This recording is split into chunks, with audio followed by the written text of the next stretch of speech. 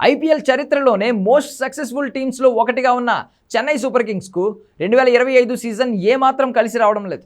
ఒకటి కాదు, రెండు కాదు, ఏకంగా 5 మ్యాచ్లలో అది కూడా వరుసగా ఓడిపోయింది. మరీ ముఖ్యంగా సొంత గడ్డపై ఆడిన 4గింటిలోనూ 3 సార్లు పరాజయం పాలైంది.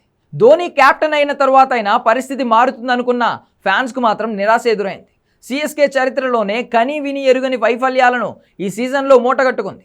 చెన్నై సూపర్ కింగ్స్ చరిత్రలో తొలిసారి చెపాక్ స్టేడియంలో వరుసగా 3 మ్యాచ్లు ఓడింది. చెపాక్ స్టేడియం వేదికగా ఈ సీజన్లో 4 మ్యాచ్లు ఆడగా తొలి మ్యాచ్లో ముంబైపై గెలిచింది. ఆ తర్వాత అన్ని ఓటములే. ఆర్సీబీపై 50 పరుగుల తేడాతో ఓడిన సిఎస్కే ఢిల్లీ క్యాపిటల్స్పై 25 పరుగుల తేడాతో ఓడిపోయింది. కేకేఆర్పై దారుణంగా 8 వికెట్ల తేడాతో ఓటమి పాలైంది. గత 18 ఐపీఎల్ సీజన్లలో తొలిసారి చెన్నై సూపర్ కింగ్స్ వరుసగా 5 మ్యాచ్లు ఓడిపోయింది. చెపాక్లో ఆర్సీబీతో మొదలైన ఓటముల పరంపర ఇంకా కొనసాగుతూనే ఉంది. Royal Challengers Bengaluru, Rajasthan Royals, Delhi Capitals, Punjab Kings, Kolkata night riders ఇలా వరుసగా అన్ని మ్యాచ్లు ఓడిపోయింది. అలాగే ఐపీఎల్ చరిత్రలో బంతుల పరంగా ఇదే అతిపెద్ద విజయం. చెన్నై జట్టుపై కోల్కతా గెలుపొందాక ఇంకా 59 బంతులు మిగిలే ఉన్నాయి. గతంలో 2020లో ముంబై ఇండియన్స్ 46 బంతులు మిగిలి ఉండగానే లక్ష్యాన్ని ఛేదించింది. ఇప్పుడు దానిని కేకేఆర్ బ్రేక్ చేసింది. ఇప్పటి వరకు 6 మ్యాచ్లు ఆడిన సిఎస్కే కేవలం ఒకే ఒక్క మ్యాచ్లో గెలిచింది. అది కూడా పాయింట్ల పట్టికలో 7వ స్థానంలో ఉన్న ముంబై ఇండియన్స్పై నగ్గింది. ధోని కెప్టెన్గా బాధ్యతలు తీసుకున్న తొలి మ్యాచ్లో అయితే దారుణ పరాభవం పొందింది. రుతురాజ్ గైక్వాడ్ గాయం కారణంగా ఐపీఎల్కు దూరం కావడంతో చెన్నై సూపర్ కింగ్స్ సారథిగా ఎంఎస్ ధోని బాధ్యతలు తీసుకున్నారు. ధోని కెప్టెన్సీలోనూ సిఎస్కే ఏం మారలేదు.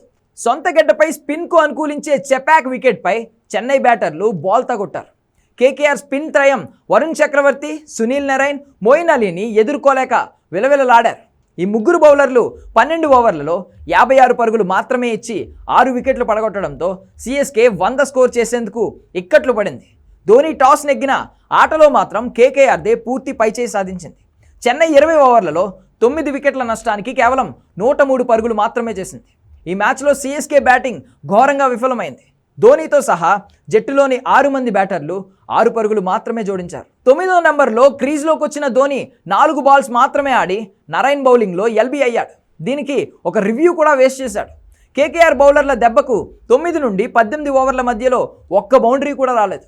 హిట్టర్ శివం దుబే చివరి 2 ఓవర్లలో 3 4లు కొట్టడంతో సిఎస్కే అతి కష్టంగా 100 రన్స్ మార్కును అందుకుంది. కేకేఆర్ జట్టు ఈ స్కోర్ను కేవలం 10.1 ఓవర్లలోనే ఛేదించింది.